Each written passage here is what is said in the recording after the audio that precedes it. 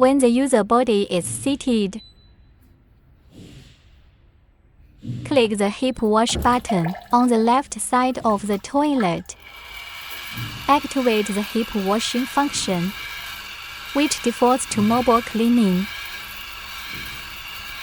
Click again to fix the position.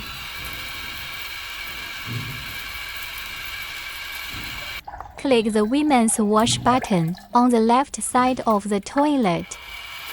Activate the Women's Washing function, which defaults to mobile cleaning. Click again to fix the position.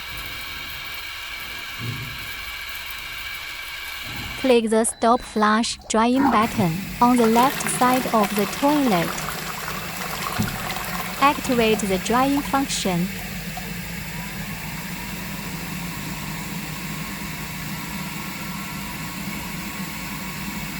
Click the Stop Flush Drying button again. To end the drying function, when the user is not seated, click the hip wash button on the left side of the toilet. Activate the spray rod self-cleaning function.